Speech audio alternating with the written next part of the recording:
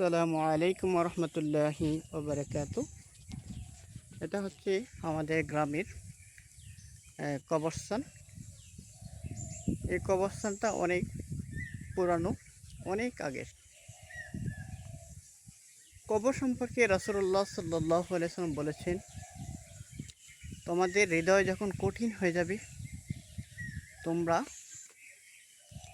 এই কবরের কাছে আসো, দেখবে তোমাদের মন শীতল হয়ে যাবে। সত্যি মন শীতল হওয়ার মতো। কবরের উপরে কিছু মুরগি হাঁটাহাঁটি করছে, কিছু পাখি ডাকছে, আর ওই পাশে কিছু ফুল ফুটে আছে। এই দৃশ্যগুলো আমাদেরকে নাড়া দেয় যে আসলে আজ হোক কাল হোক আমাদের তো এই কবরে আসতে হবে। তাই কবরের সায়মানা আমাদের তৈরি করতে হবে। কবরের সায়মানা হচ্ছে আমল নামা। যাদের আমল ভালো, তারা এই কবরে এসে শান্তি পাবে। তাই আল্লাহ পাক আমাদেরকে এই কবরে আসার আগে আমাদেরকে আমল করার মতো তৌফিক দান করুক। কারণ এই দৃশ্যগুলো আমাদেরকে অনেক নাড়া দেয়।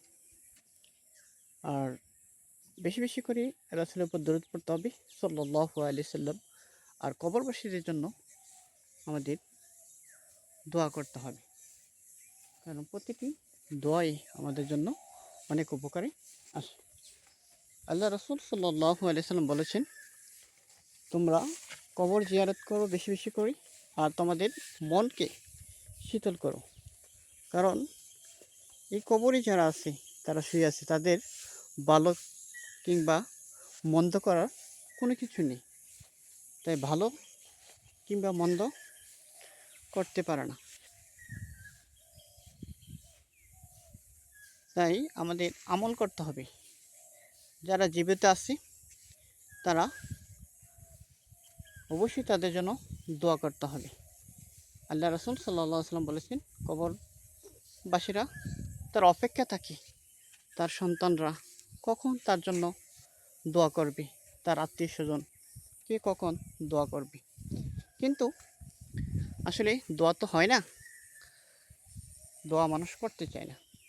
তাই কবরের পাশে আসলাম, আল্লাহ পাক যেন এই কবরবাসী সকলকে মাফ করে দিই, আর আমাদেরকে সঠিক পথে বোঝার মতো তৌফিক দান করি। আজ হোক কাল হোক সবারই এই কবরে আসতে হবে। কবরের সৌন্দর্য তখনই হবে, আপনার কবর তখনই সুন্দর হবে যখন আপনার আমল নামা ভালো হবে। আমল যদি ভালো হয় তাহলে কবরে শান্তি আসবে, আর আমল ভালো না হলে কবরে শান্তি আসবে না। আল্লাহ পাক যেন আমাদের এই কবরটাকে সুন্দর করে দিই, আর বেশি বেশি করে আমল করার মতো তৌফিক দান করি। কারণ আমলই হবে আপনার কবরের আলো। আমি আমাদের কবরস্থানে বিভিন্ন পাশ দিয়ে আপনাদেরকে দেখানোর চেষ্টা করছি। এটা বেশি লম্বা হয়ে গেছে ভিডিওটা, হচ্ছে একটু ধৈর্য ধরে আমরা দেখার চেষ্টা করি। আর ওই পাশে আর গেলাম না, আমাদের কবরস্থানটা অনেক বড় কবরস্থান। আল্লাহ পাক যেন আমাদের সকলকে মাফ করে দিই এবং সঠিক পথে পরিচালিত হওয়ার মতো তৌফিক দান করি। যারা ধৈর্য সহকারে ভিডিওটা দেখেছেন আপনাদেরকে ধন্যবাদ। আসসালামু আলাইকুম রহমতুল্লাহি ওয়া বারাকাতুহু।